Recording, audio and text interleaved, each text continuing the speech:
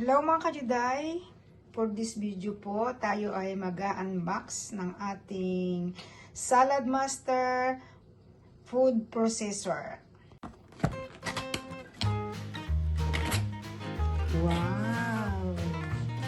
Ito po yung ating food processor. Diyan natin po hihiwain yung ating mga gulay.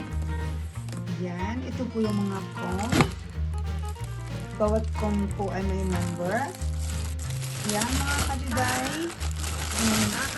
Yan po ay cone number 1. Panghiwa sa ating fruit salad. Ito naman po ay cone number 2. Ayan. Medyo malaki yung ngipin niya. Hiwa ng carrots. Ito naman mga kajuday ay cone number 3. Medyo malalaki yung ngipin niya. Ayan.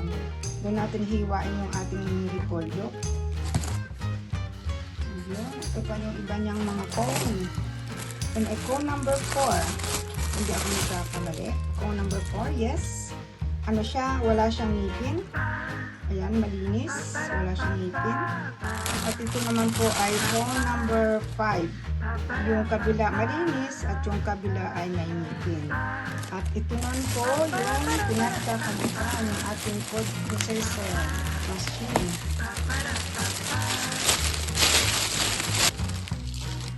Yan, ito mga kajuday yung pinakapaan ng ating food processor. At ito yung pinagkakabutan po ng ating phone.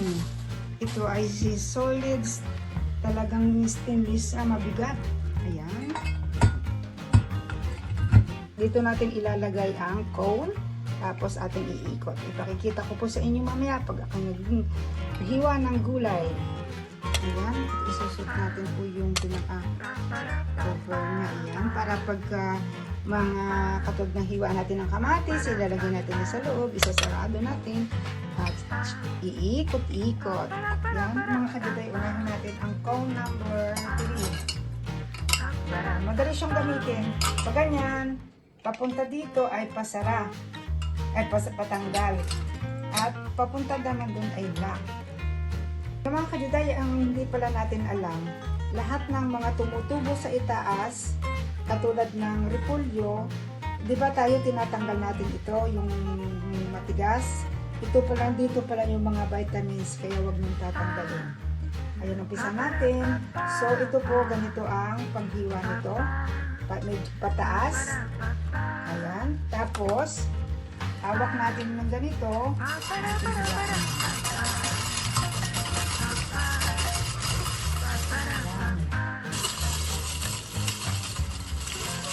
Yan, ito mga kajuday.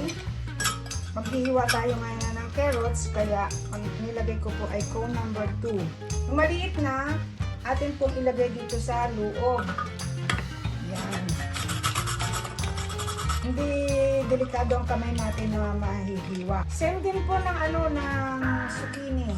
Yan, kasi gusto ko mayroon meron siyang zucchini.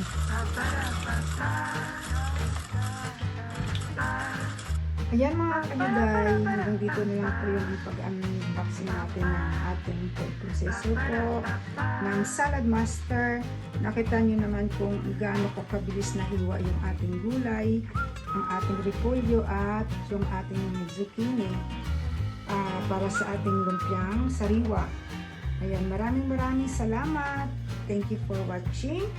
Don't forget to subscribe kung hindi pa po kayo nakaka-subscribe sa ating channel.